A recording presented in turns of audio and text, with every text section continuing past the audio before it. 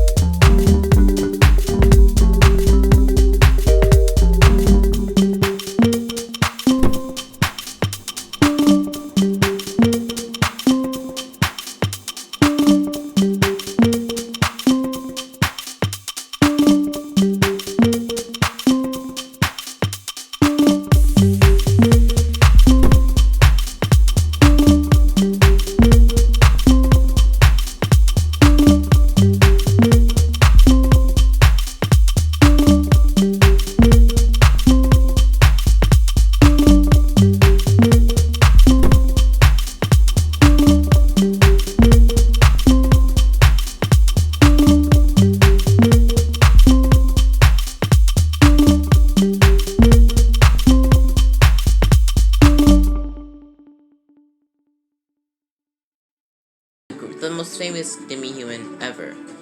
Basically, Deku is going to be imbued with powers, like superhuman strength. So basically, Deku is going to have increased agility, strength, and naturally gifted, anatomy. Basically being naturally muscular and naturally strong and fast. Deku is also going to have Deku is going to be going to, heal about 2 times faster than the average human. Basically, taking only a week for Deku to heal from a bone break, or taking like only 10 minutes for Deku to completely heal from like a cut or like a wound, like a stab or something like that. Now basically Deku's going to Deku's going to basically attain ancient artifacts or Greek mythology artifacts, including what was it? The sword from the knife that controls time from the Prince of Persia. Deku's going to get that first, alongside the sword that was given to, what was it? Phoenix from the Phoenix Rising TV show, the Phoenix Rising, what was it, video game, aka Hermes Sword, or what was it, Poseidon. And Deku's also going to come across Poseidon's staff, or Poseidon's trident. Now Deku's going to attain all sorts of gifts from gods, and he's going to become pretty much the best Greek legend ever. Basically, start our story off when Deku was born to life. As a secret child of pretty much Hercules. When Deku was about 6, the day his father dies, Deku is pretty much awakened. Deku's abilities pretty much awake, and Deku becomes incredibly strong, incredibly durable, and also incredibly lucky.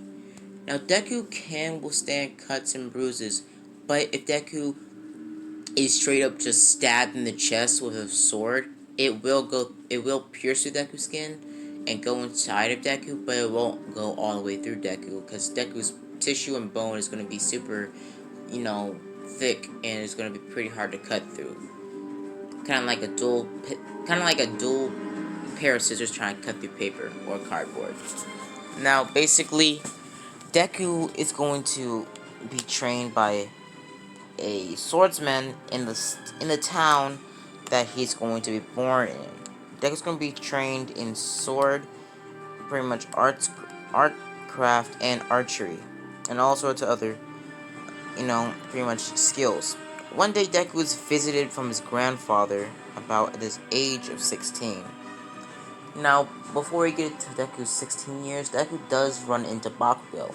In this universe, Bakugo is going to be the son of a very famous bullfighter or bull catcher, and also Deku's mother is going to be a very famous, a very famous woman that survived the attack from a Hydra.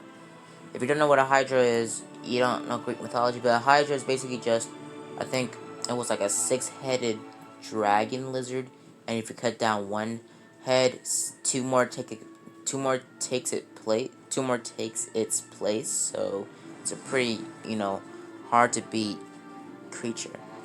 But basically, Bakugo thinks he's better than Deku because Deku has no parents that are super famous, unless, not that Bakugo knows, and Deku doesn't know that his father is literally Shazam, and his grandfather, Deku's father is Hercules, because I just got done recording the first bit of what if Shazam was in the Invincible universe, so I'm kind of, woozy with my words.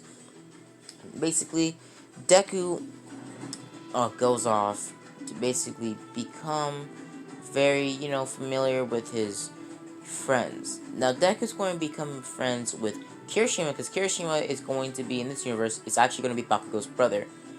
Basically, Kirishima has the same personality that he did in canon, because he is nice to Deku, and he is very, he does that whole time manly stuff. Chappelle, I'm pretty sure, saying, that's so manly, Deku. Like, what the heck? Bro, that's weird. I'm surprised that no one called him sus at this point. Imagine somebody walking up to you and saying, "You're so manly, bro." Pretty much, what would be your first reaction? I would straight up say this man's sus and punch him in the face. But that's my opinion. That's my opinion. But basically, Deku will be very, more or less, Deku won't be bullied as much as canon, because they don't really expect anybody to have quirks, because this is Greek mythology, and quirks don't exist. Now, basically, Deku's still gonna have green hair and look the same, and Deku's going to be visited by his grandfather at some times of dire stress, or he's going to be communicating with his grandfather in his mind at dire causes, or very urgent task. Now we skip to when Deku's about 16. And Deku's already known a lot about his grandfather, and also he's told that his father is Hercules. Basically, Deku being incredibly pretty much happy that he is pretty much a lineage of gods. And basically, Deku's grandfather Zeus bestows an extra power upon Deku. Basically, Deku will be able to control lightning, but it's just that Deku can't make his own lightning. When it's a lightning storm, Deku can control or redirect the beams of lightning that strikes down. So pretty much stuff like that. So basically, and Deku can also call upon his grandfather to shoot a bolt of lightning towards him at dire stress.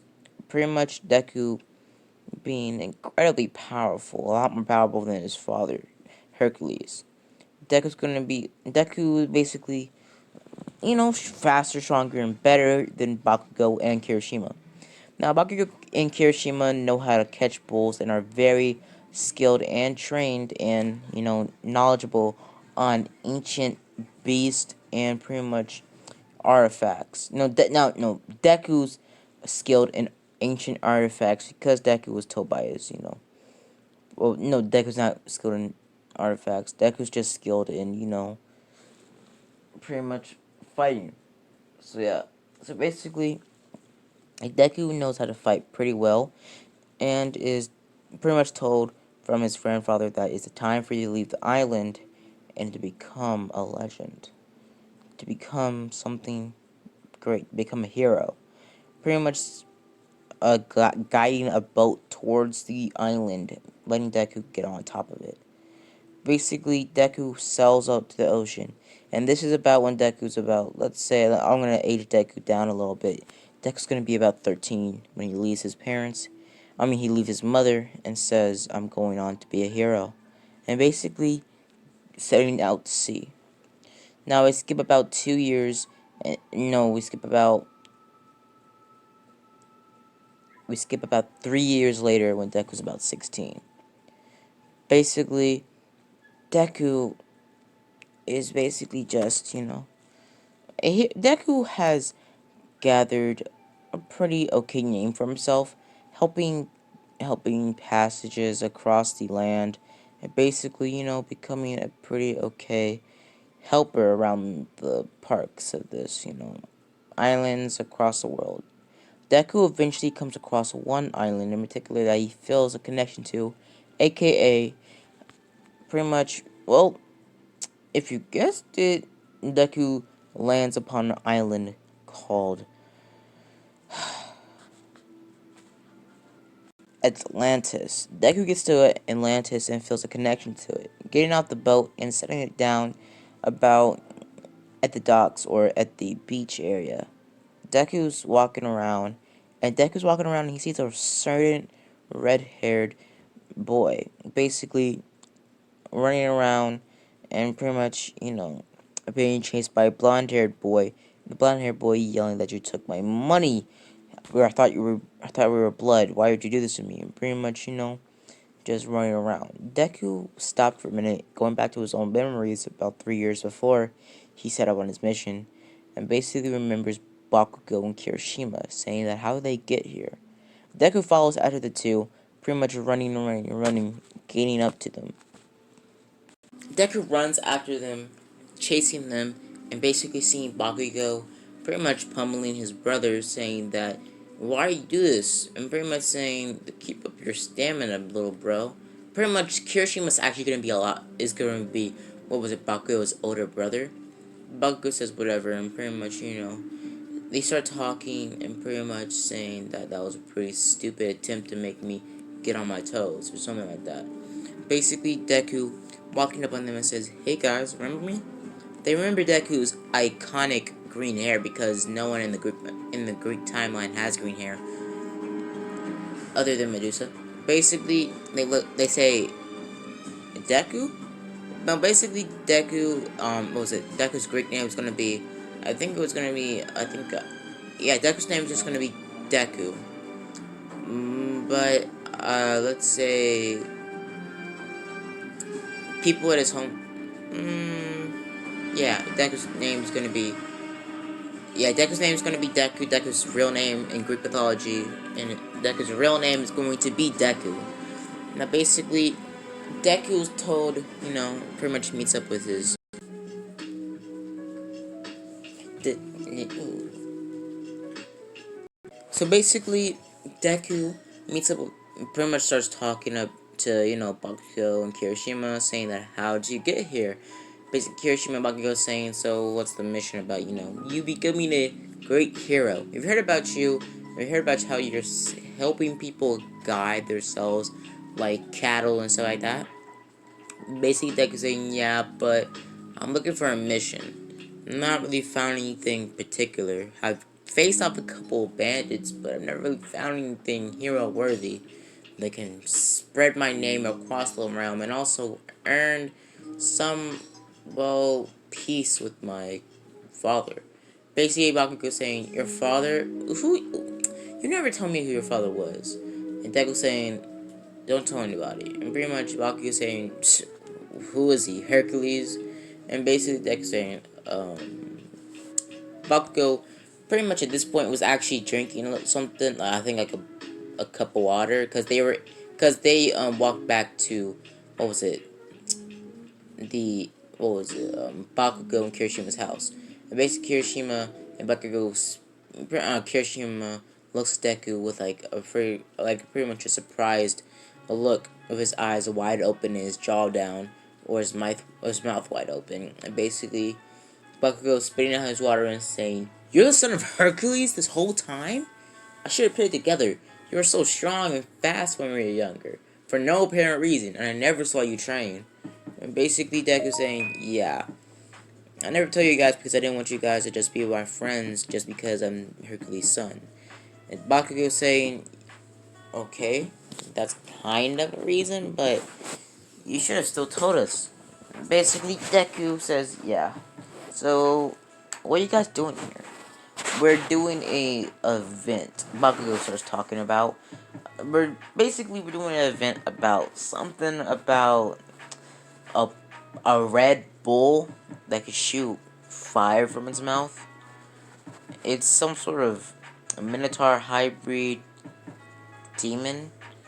It's something that can kill a lot of bull catchers, but me and Kirishima can probably take it down. Basically, Deku looking at them and says, okay. And pretty much Deku says, so, is there anybody else here from our old village or our old island that is here now? He says, yeah, I think it's Denki, the idiot kid what was it? The idiot kid we helped out a few times at the old island. And Deku has a flashback at the island where he found Denki pretty much in a corner crying. Deku helping Denki up and saying, are you okay? And Denki is saying that, he's being bullied by another group of kids around the end of the island. Deku flashing back, pretty much remembering his first fight, winning it and becoming, Denki's hero, or pretty much becoming Denki's best friend. Basically, Deku says, so where is Denki? Pretty much Kirishima and Bakugo says, we don't know. We saw him on a boat, and pretty much we guided parts there, because we had to get a house, we had to lock down, and we had to get our, professions locked down. Me and Kirishima pretty much are bull catchers, and we entertain the king and the queen here. Deku says, so what else is so important here? Like, is it like a ancient threat on this island that I can defeat or something? And Bakugo says, it's a minotaur, but I don't think you can take down a minotaur, Deku. It doesn't matter how strong you are, it doesn't matter if you're Hercules' son. You can't take down a minotaur. And Deku says, I know otherwise. I think otherwise. Pretty much, Kirishima says, so, Deku, are you as strong as your father? Like, are you like super strong? And Deku pretty much tells Kirishima to follow him outside, and Kirishima follows him instinctually, pretty much running after Deku. Deku goes outside, pretty much seeing a boulder and picking it up with one hand. Kirishima says, "Oh my gosh, dude, that's so manly." Something like that. Pretty much a little bit more, canon like. But basically, Deku puts it back down, pretty much being out of breath, because when Deku uses his super strength in that much of a, thing like picking up boulders or like freaking chucking wagons or punching freaking bulls or minotaurs or like big objects, Deku does put a pretty okay strain or a slight strain on his muscles, because Deku still has a pretty good amount of god blood in him, because his father is Hercules and his grandfather is Zeus, the god of all gods, and he also has the pretty much will and good, the pretty much the extra power that Zeus gave him. Now basically, Deku is, lives a lot more longer than your average human. Deku also pretty much, if Deku does do a deed so worthy, Deku can actually be given a passage to become a true god. Now, basically, Deku Deku is incredibly strong. It just, if Deku uses his strength in like big ways, like picking up huge objects, Deku can't be as strong in his body. But when Deku like punches somebody really hard and sends them flying through a freaking wall, well, it sends somebody flying through a wall. It's not really that much of a strain. Now, basically, Deku says, "So where is the Minotaur?" And Deku says, Kirishima says, "You have to pull a light or black rock. If you pull a black rock, well, you go into the Minotaur pit, and that's basically it." Pretty much Bakugo and Kirishima pretty much state that. So basically, Deku thinks about it and says, "So where I go?" He says, "Well, that's the day." And pretty much they get ready and they go there. Bakugo and Kirishima get white pretty much rocks and go back to their job, pretty much, defending the horses and also taking care of the, what was it, the hellhound that the king owns. Basically, taking care of the hellhound. Basically, the king, pretty much, the king that same day actually says, so actually he knows that Bakugo and Kirishima are friends with that green-haired boy. Pretty much, the king says, "So, Kirishima and Bakugo, I I want to make a bet with you. If your so-called friend can kill the Minotaur, I'll give you my prize, Hellhound." Pretty much, Kirishima and Bakugo becoming attached to the Hellhound, saying, "Yeah, we take the deal." And basically, the king says, "So, if your friend loses and dies, you will leave the island." Deku, if Kirishima and Bakugo said, "Hold up, what?" Basically, that next day, when Deku getting prepared for the Minotaur, or to go into the Lazarus pit for sacrifice, or quote unquote sacrifice to the, Minotaur, Deku is stopped by Kirishima, and Kirishima says, we have to talk. Pretty much telling Bakugo about everything. Kirishima says, "We have to make you win." Deku takes out a pocket knife and says, "I think this will work pretty well." And Deku says, "Really? A little knife? That can't even cut a piece of broccoli." Deku saying, "Hey, it's pretty sharp." And pretty much Deku's talking about a butter knife. Basically, the knife that's in his hand. It looks like a butter knife. It doesn't even look like a butter knife with like cuts. It looks like a butter knife as in, what was it? Those flat, round butter knives that have no edges at all.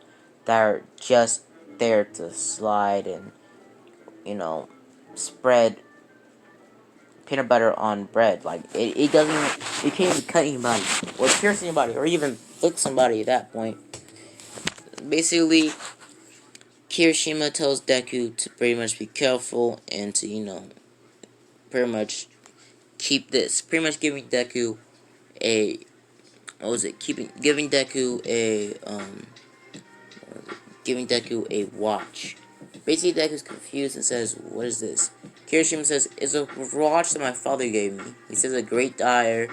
Just click the button or click the wrist, and it won't protect you." Pretty much, Kirishima smirking at Deku and said, "It works. Trust me." And pretty much walks off saying, "Keep it to you. Don't lose it." Pretty much getting angry. So basically, Deku takes it and puts it in his back pocket, keeping it as safe as possible. So when they pat him down, they go into the go into the, what was it, Lazarus pit, or what was it, whatever it was, the Lazarus maze or whatever. They get ready. Basically, Deku, what was it? Deku basically goes into the Lazarus pit. Basically, this being the watch Deku has. They get ready, and Deku goes to the Lazarus pit, and goes into the maze. Deku pretty much waits for a second, and goes around the maze, pretty much trying to keep track of where he's going into the maze. Deku sees a couple other people in there that he was sent in as well to be sacrificed, get picked off pretty fast, like incredibly fast. They're not even 10 minutes in, but they already got picked off and killed. Basically, Deku was almost the last one. It was 2 more other people, but the Minotaur finished them off and was coming for Deku fast. Deku eventually came across the Minotaur's sleeping chambers, or aka the Minotaur where it ate its victims, or ate, leftovers. Basically, much looking around, seeing swords and pretty much old forks, or like old pitchforks around. The Minotaur comes over to Deku at full speed, and Deku pretty much body slams the Minotaur into the ground with all of his got. Pretty much pinging a huge turn on Deku. The Minotaur gets back up, punching Deku in the face, sending him through pretty much a wall. Deku gets back up, throwing a piece of rubble into the Minotaur's face, grabbing the Minotaur's horn and breaking it off. Before Deku can do that whole entire, stabbing the Minotaur with his horns, Deku gets slapped back about 20 feet across, the hall, or pretty much the maze, pretty much falling into another wall, breaking that wall as well. Deku gets back up, and he starts getting pummeled in the ground by the Minotaur. The Minotaur grabs Deku by the face, and is about to eat him, but Deku clicks the watch, and everything stops. Deku's confused, and pretty much slips out of the Minotaur's, grip on his face, and Deku looks around, seeing that time has stopped, and the watch counting down for 5 minutes. Now, Deku, pretty much this watch Kirishima's father got. Kirishima's father was actually a very, very good inventor, actually. That Kirishima's